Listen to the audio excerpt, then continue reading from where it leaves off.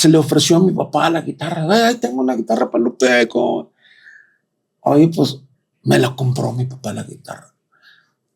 No te miento, una guitarra que olía a orines.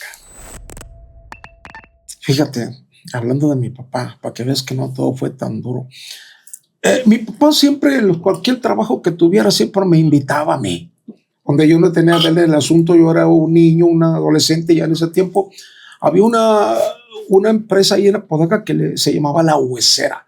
La cosa más horrenda del mundo, lo más asquerosa. Se manejaban vísceras de animales para hacer alimento para aves. Y el olor fuertísimo. No, los gusanos apaleándolos así. Y no, pues yo no me rajaba, vapa, órale, sobres. Y un compañero mío de ahí, yo empezaba a querer aprender a tocar la guitarra. Y un compañero mío de ahí se llamaba Juan, que si aún vive, le mando un saludo. Fíjate cómo uno habla ya de tiempos muy remotos. Se le ofreció a mi papá la guitarra. Ay, tengo una guitarra para Lupeco. Oye, pues me la compró mi papá la guitarra. No te miento, una guitarra que olía a orines. Muy usada, pero fue mi primer guitarra y la amé con todo el alma. Y esa fue mi primera guitarra con la que empecé a aprender los primeros acordes que yo ni siquiera sabía afinarla. Yo atravesaba todo Apodaca para ver a unos amigos míos, compañeros de escuela, a Mario, a Baltasar, para que me la afinaran. Y ahí vengo otra vez de punta a punta del pueblo de Apodaca. Yo cuando llegaba ya estaba desafinado otra vez. Pero desde ahí empecé el amor a la música sin pensar que un día tener una carrera musical. Que yo, un estilo de vida por mi vida. No. Ese era un hobby que a mí me gustaba hacerlo, ¿no? ¿Y quién le enseña los primeros acordes? Había una guitarra, una revista que se llamaba Guitarra Fácil.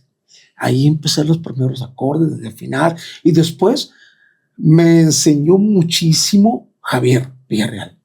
Él es el musicazo de Bronco. Él me enseñó muchas cosas, a él le debo mucho musicalmente hablando, muy a todo dar. Y lo que decía de mi papá, después mi papá subió de categoría de trabajo. Papá siempre en los trabajos más abajo, desde construcción hasta cuidar vacas, picar nopal, donde también me involucraba a mí, sin goce de sueldo, yo nomás para que aprendiera yo, según él, ¿no? Pero muy bien, la verdad que sí.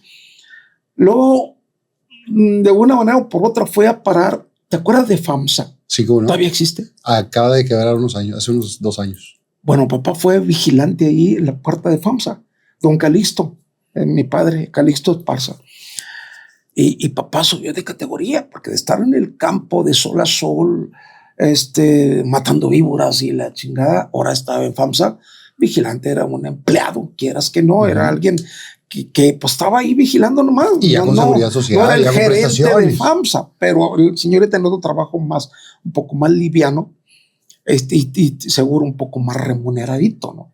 Mi papá no estudió ni sabían escribir ni nada de ese tipo de cosas, nomás lo básico. Pues un día se me apareció con una guitarra nueva, cabrón, mi papá. Entonces, con esa guitarra pues le puse más ganas. Te parece que le estoy quitando el papel celofán porque no traía estuche ni nada. La de haber comprado en Gándara por aquí, en una tienda de guitarras. Y la verdad que son detalles que contrarrestaban con la opinión que él tenía de que yo fuera músico. Porque me decía, nomás vas a aprender ahí puras pinches mañas, malas compañías, borracheras y cosas que te van a echar a perder. De Elías Medina no vamos a estar hablando.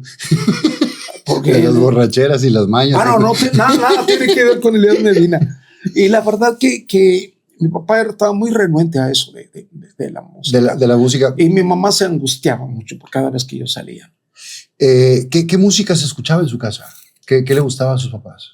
Fíjate, mi papá escuchaba la música de Los Alegres de Terán, Antonio Aguilar, Coco Sánchez, José Alfredo Jiménez. Esa era su música favorita de él. Y cómo han pasado las cosas. Por ejemplo, papá en su momento decía, esta es música, no chingaderas. Y ahorita nosotros decimos, esta es música, no es increíble. Sí. Fíjate qué cosas, ¿no? Y cada generación va marcando esa parte, eso, ¿no? Porque también en el momento cuando salió Beatles, la generación anterior decía los Beatles son una cosa del demonio. Cuando Elvis movía las caderas decían que era lo peor del mundo. Y ahorita lo vemos y decimos, eso está súper fresa a lo que estamos viviendo ahorita. Que ahorita llegamos a ese punto de la música de ahora. Claro. ¿Y a mamá qué le gustaba escuchar?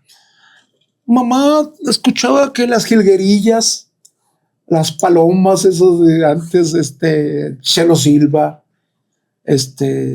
toda esa música le gustaba escuchar a mamá. ¿Y qué te gustaba a ti de chavito? ¿Qué escuchabas? De las dos corrientes que escuchabas en casa, ¿hacia dónde te ibas? Bueno, a ninguna de las dos de ellas, porque a mí como muy jovencito, pues a mí no me gustaba tanto, fuera de un Antonio Aguilar, que fue mi inspiración. Yo es que como todo, uno se va empapando hoy de lo que está de moda, de repente, como lo hacen hoy las generaciones nuevas. Eso no lo crucifico y lo entiendo bien. Yo en ese tiempo estaban fuertísimos grupos como Ángeles Negros, Terrícolas, era la caminata de la música norteña, Tigres del Norte, Los Humildes, Ramón. Yo escuchaba esa música.